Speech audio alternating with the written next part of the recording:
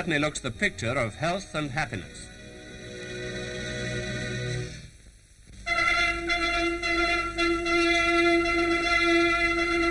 Clear confirmation of the devastating results of Bomber Command's long-sustained offensive against industrial Germany, in conjunction with all the work of the Americans, is now provided by these RAF films.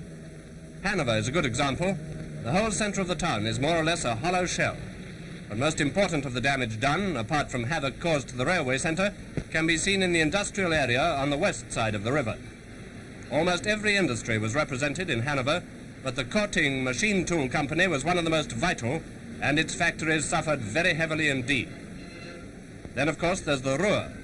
Duisburg was just one place in the great concentration of industrial towns in that area. Steel production was a priority target. Well, here are views of the great Thyssen steelworks in the suburb of Bruckhausen. You don't need an expert to interpret photographs like this.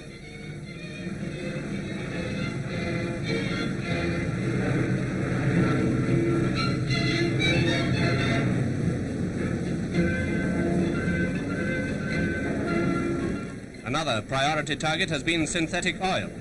This is what the important Sterkrade Holton synthetic oil plant at Hamborn looks like now. Like the Thyssen works, this and another smaller oil production plant have been, for all practical purposes, completely destroyed.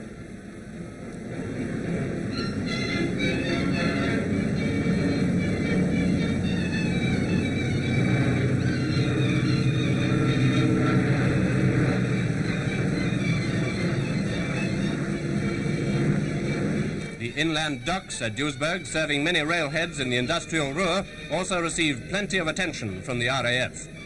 Here, the enemy cleared the most important docks after every attack, but they lost many tugs and barges, not to mention all the rest of the damage, and repeatedly caused delays.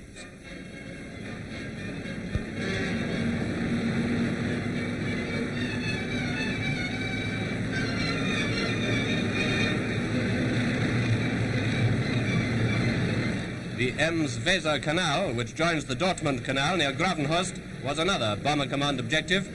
A carpet of craters bears witness to the heaviness of the attacks which cut the canal channel beyond repair.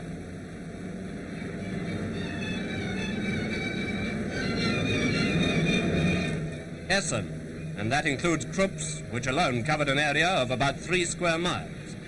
Massive buildings have become empty shells.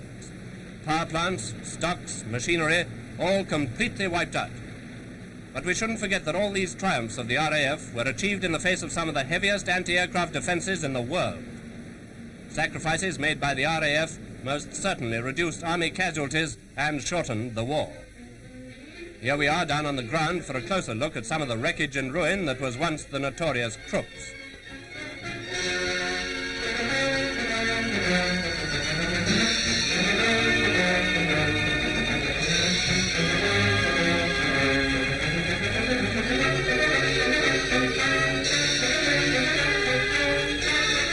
The armament factories are no more, and even the statue of Alfred Krupp, who founded the business, has joined in the colossal crash.